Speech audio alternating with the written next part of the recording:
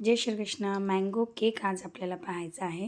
तो व्हिडिओ कुठे स्किप न करता संपूर्ण बघा आणि आवडल्यास या चॅनलला लाईक शेअर सबस्क्राईब करा. आणि याच्यामध्ये माझी एक चूक झालेली आहे, जी चूक माझ्याकडून झाली ती तुम्ही करू नका आणि शेवटपर्यंत नक्की बघा.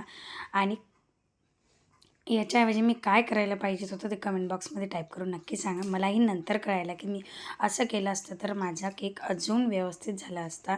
तर सगळ्यात अगोदर मी इथे 1 वाटी गूळ घेतलेला आहे, बारीक करून घेतला गूळ. त्याच्यामध्ये एक छोट्या वाटीने 1 वाटी तूप टाकलेलं आहे. इथे तूप अवश्य टाकायचं, कारण मला केकमध्ये तूप टाकलं ना खूप छान लागतं. ऑइलपेक्षाही जर ऑइल वापरलं तरीही चालतं. नंतर 1 वाटी रूम टेम्परेचरचं आपलं दूध वापरायचं. काय आहे ना, मग जो गूळ आहे त्या दुधामध्ये विरघळतो आणि हळूहळू गूळसुद्धा बारीक व्हायला लागतो. सोबतच मी त्याच्यामध्ये अर्धी वाटी इथे बारीकवाला रवा घेतलेला आहे. जाडवाला रवा घ्यायचा नाही आहे, बारीकवालाच रवा घ्यायचा, तो दुधामध्ये टाकायचा. सोबतच 1 वाटी गव्हाचं पीठ घेतलेलं आहे. 1 वाटी फुल गव्हाचं पीठ आणि त्याच वाटीने अर्धी वाटी रवा घेतलेला आहे.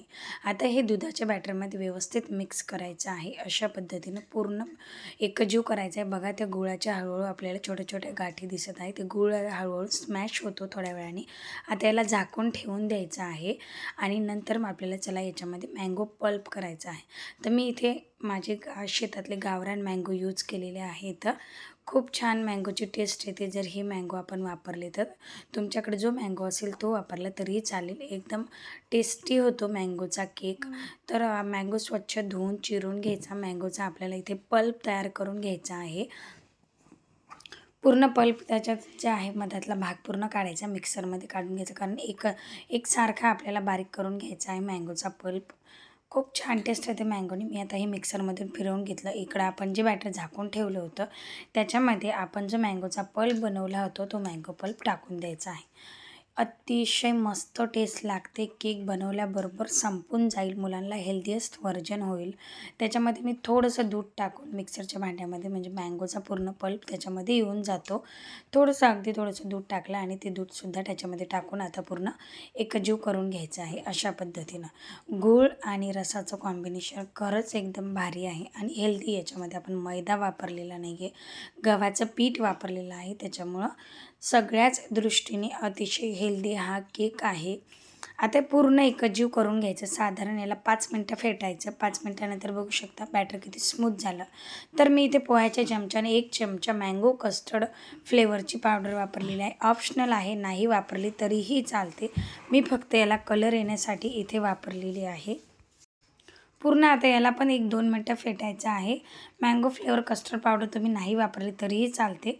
आणि सोबतच आता पूर्ण फेटून झाल्यानंतर अर्धा चमचा बेकिंग पावडर, अर्धा चमचा बेकिंग सोडा, हे प्रमाण व्यवस्थित घ्यायचं. चमच्यालासुद्धा कमी घेतलेलं आहे मी, अर्ध्या चमच्याला.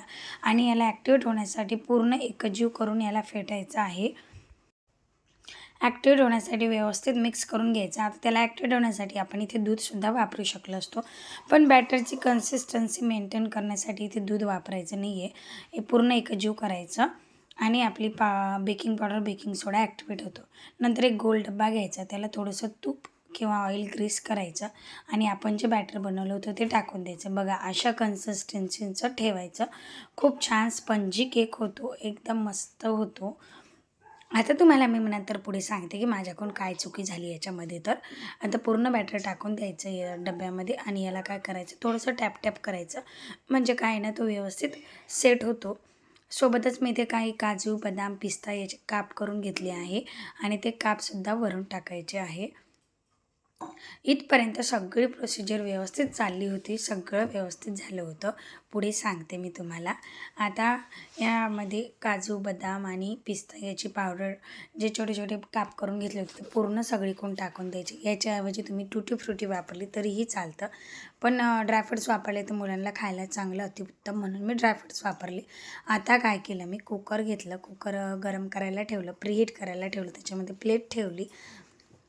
कुकर, प्लेट सगळं गरम झालं, बॅटर रेडी झालं. पण आता मी डब्बा कुकरमध्ये सोडायला गेली आणि डब्बा जो आहे कुकरमध्ये फिट्ट बसला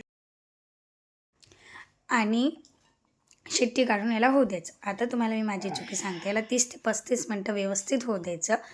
30 मिनिटानंतर बघायचं आपला केक किती फुललेला आहे.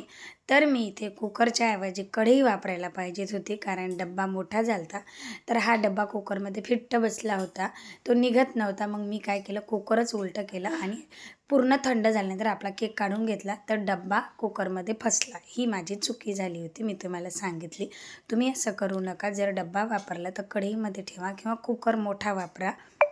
तर याला मस्त स्पंज आला होता. बाकी सगळा केक खायला खूप छान झाला होता, टेस्टी झाला होता. आणि याला आता मी तुम्हाला कट करून सुद्धा दाखवते.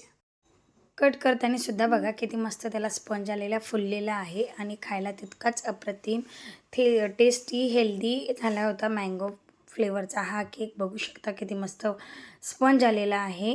तर तुम्हाला हा केकची रेसिपी माझी कशी वाटली ते कमेंट बॉक्समध्ये टाईप करून नक्की सांगा. आणि जर तुम्ही छोटं कुकर वापरत असाल तर पातेलं वापरा किंवा डब्बा वापरला तर कढईमध्ये सुद्धा आपण हा केक बनवू शकतो. मी नंतर चेंज करू शकत होती, पण ते आपण जेव्हा बेकिंग पावडर बेकिंग सोडा टाकलं ना तर लगेच आपल्याला केक बेकिंगला ठेवावा लागतो. थँक्यू. बाय.